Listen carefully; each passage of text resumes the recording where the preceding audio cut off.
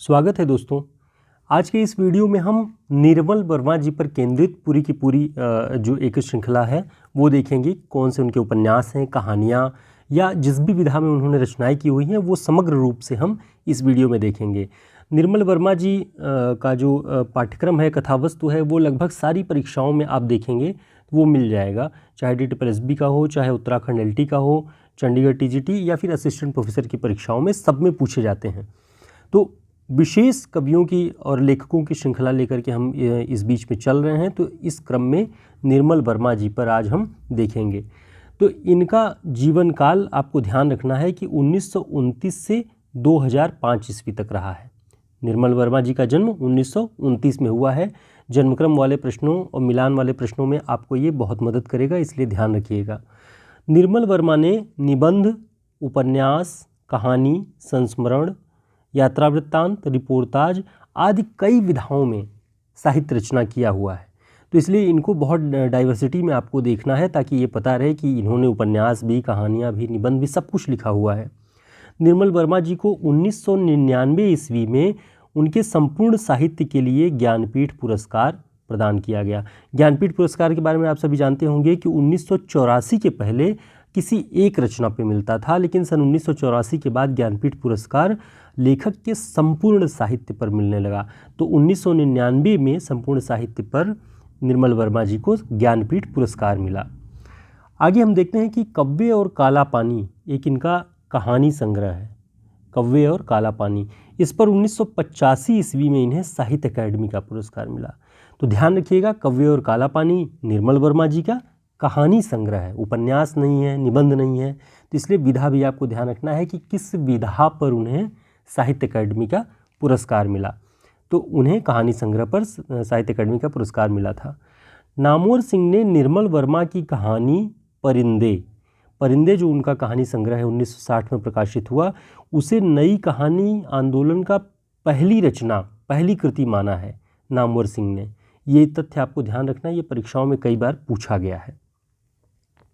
इनके उपन्यासों की बात करें तो इन्होंने जो उपन्यास लिखे हैं वो है वे दिन 1964 में, लालटीन की छत 1974 में, एक चिथड़ा सुख 1979 में, रात का रिपोर्टर 1989 में, अंतिम अरण्य सन 2000 में।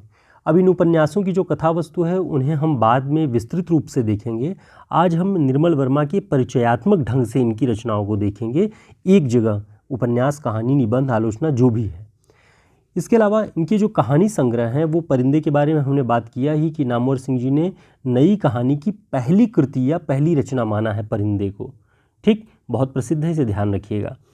दूसरा जो है जलती झाड़ी कहानी संग्रह इनका 1965 ईस्वी में प्रकाशित हुआ। तीसरा पिछली गर्मियों में 1968 में, बीच बहस में एक कहानी संग्रह है इनका, उसका नाम है बीच बहस में 1973 में। कव्वे और काला पानी 1983 में प्रकाशित हुआ है। इसी पर हम बात कर रहे थे कि निर्मल वर्मा जी को साहित्य अकादमी का पुरस्कार मिला है। तो जब 83 में प्रकाशित हुआ और 85 में साहित्य अकादमी का पुरस्कार मिला है।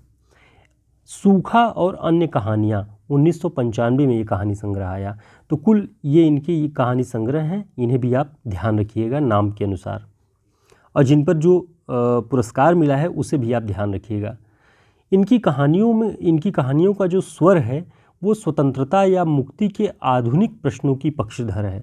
मनुष्य की स्वतंत्रता या उसके जीवन की मुक्ति आध्यात्मिक मुक्ति की बात नहीं है। जीवन यानी कि आधुनिक मानव के तौर पे उसके जीवन में किस तरह की स्वतंत्रता होनी चाहिए, उसका जीवन कितना मुक्त होना चाहिए, उन सभी प्रश्नों का पक्षधर इनकी कहानियों का स्वर रहा है। इनके निबंध संग्रहों की बात हम करते हैं तो इन्होंने शब्द और स्मृति 1976, कला का जोखिम बहुत प्रसिद्ध निबंध संग्रह है 1981 में, ढलान से उतरते हुए 1985 में, भारत और यूरोप के प्रतिश्रुति के क्षेत्र में 1991, शताब्दी के ढलते वर्षों में 1995, दूसरे शब्दों में 1997, आदि अंत और आरंभ 2001 ईस्वी में। इतने इनके निबंध संग्रह हैं। तो इन निबंध संग्रहों के नाम आप ध्यान रखिएगा कि ये निर्मल वर्मा के हैं। इसके अलावा जो बहुत प्रसिद्ध निर्मल वर्मा जी की रचना है वो यात्रा साहित्य में चीड़ों पर चांदनी, ये असिस्टेंट प्रोफेसर की परीक्षाओं में लगभग ये लगाया हुआ है। तो ये यात्रा साहित्य 1964 ईस्वी में प्रकाशित हुआ है। और हर बारिश में 1970 ईस्वी में। तो हमने देखा कि निर्मल वर्मा जी ने यात्रा साहित्य, निबंध संग्रहों में, निबंध लेखन में, कहानी लेखन में, उपन्यास में, लगभग इसके अलावा भी हमने कुछ और हमसे जो रिपोर्टाज वगैरह की रचनाएं छूटी हुई हैं हम उन पर भी बात करेंगे। निर्मल वर्मा को कौन से पुरस्कार मिले, किस रचना पर मिले, ये सारी चीज़ें हम देख रहे थे और परीक्षाओं की दृष्टि से बहुत महत्वपूर्ण है। तो आप इनके नोट्स बना लीजिएगा और अगर आप चाहते हैं कि आपको ये नोट्स रूप में मिल सके तो हमारी एक जो 150 पेज की एक पूरी की पूरी हमारे नोट्स हैं हिंदी के शॉर्ट नोट्स करके, वो आसानी से प्रिंट में भी और पीडीएफ में भी अवेलेबल है। तो आप हमारे डिस्क्रिप्शन बॉक्स में जा कर के वहाँ से हमसे संपर्क कर सकते हैं और ये नोट्स आप प्राप्त कर सकते हैं। आपके लिए परीक्षाओं की दृष्टि से बहुत उपयोगी होगा और ये आपको बाय पोस्ट पहुँच जाएगा प्रिंट अगर आप चाहते हैं तो बहुत कम रेट इसका है। पीडीएफ आपको 150 रुपये में मिल जाएगा और प्रिंट 290 रुपये हमने इसका रेट रखा हुआ है। तो आप चाहें तो आप इसे ऑर्डर कर सकते हैं। फिर मिलते हैं एक नए वीडियो में, तब तक के लिए नमस्कार।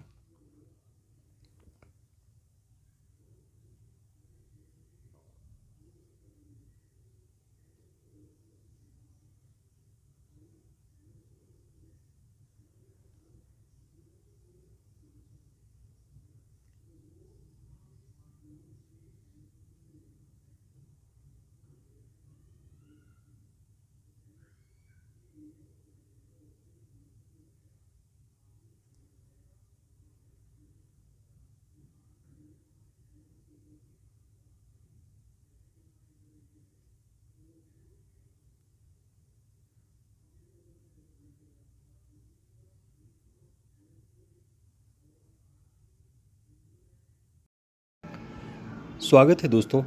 आप सभी की परीक्षाओं को ध्यान में रखते हुए पाठ्यक्रम के अनुसार हमने जो नोट्स तैयार किया हुआ है उसकी एक झलक आप देख सकते हैं। सारे नोट्स व्यवस्थित रूप से हर विषयों पर आपको उपलब्ध हो जाएंगे और आप चाहें तो इसका प्रिंट भी ले सकते हैं और इसका पीडीएफ भी ले सकते हैं। दोनों फॉर्म में ये नोट्स अवेलेबल हैं, तो आपके लिए बहुत सुविधाजनक होगा। हमने उसे व्यवस्थित रूप दिया हुआ है। तो सारे नोट्स आपके पाठ्यक्रमों पर केंद्रित हैं, आप देख सकते हैं। हमने कवि विशेष की एक श्रृंखला बनाई हुई है। उन कवियों के रचनाक्रम पर आधारित, उनके जीवन पर आधारित सारे पॉइंट्स आपको इसमें मिल जाएंगे। साथ ही उपन्यास, कहानी, नाटक, आलोचना, अन्य गद्य विधाओं सभी पर ये नोट्स अवेलेबल हैं।